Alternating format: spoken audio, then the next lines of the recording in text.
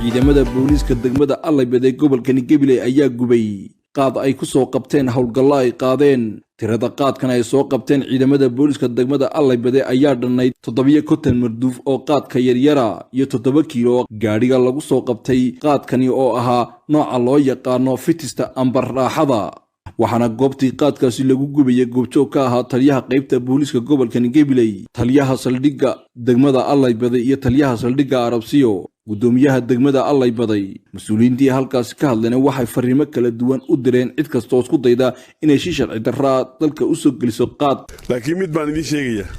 xalay oo qura magaalada la yiraahdo Gubey laba laangaruusada iyo bashaas baan ku qabanay baabuurta waa la wareegaya waxa lagu la wareegay 10 kiilo qaada marka xoolihiina waan wada leenahay waxa gubanaya waa lacagteeni baabuurtaas waa lacagteeni war ilaahayna ka baqdo oo ilaahay waxna weydiiso muddada dawladdu qabatay tanu mid laga noqonayo maaha go'aankan siisu fulayay xoolihiina iyo lafihiina la baqdo ilaahay ka baqda haddii aad deyn weydaan annaguna dhabagalka deyn mayno oo ciidanka bilaysku meel kastoo qaadkaasi galab way soo qabanay haddii halkiisa qabto waa la soo qabanaya meeshuu taga baa loogu tagaya qaaday soo qabteen ciidanka degmada iyo saraakiisha maaliyadda degmada Alaybaday waxaan leenahay dadweynaha reer Soomaaliland walaalayaal mar walba oo bahalka la gubayo inta iminka hawshu jirtay ee dawladdu mamnuucday bahalka waa la gubay waxaan idin leenahay walaalayaal war waa hantidiina iyo naftiina iyo israacin walaalayaal bahalka ka waantooba iska daaya inta waqtiga dawladdu iqabatay ee leeynoo cayimay inta uu dhamaanayo ciidanka ilaalinta cashuuraha ciidanka biliiska saldhiga يا خاصة بين غرزة يصدروا يجري وين سوق هذا إلى هناك هاي قبتين هنا قبتين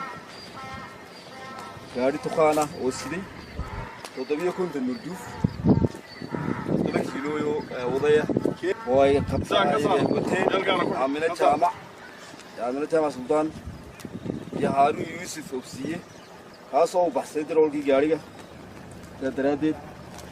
hawlgalkaasi oo si fiican u fulay hawlgalkaas oo la sii wadi doono bal waa bil Farabadan 25 cisha lagu iska daayay shilata kaas ka sabraad leena waxaan halkan ku gubaynaa qaad ay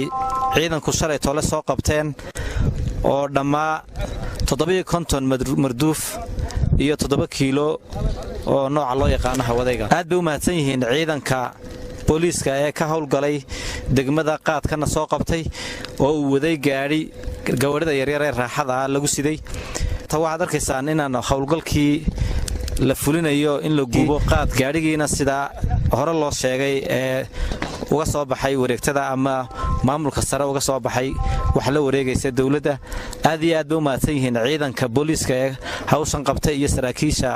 maaliyadda ee hawshan la shaqeynaya ciidanka guuleed Ali Ibrahim Kacse Sab TV gobolka Gubey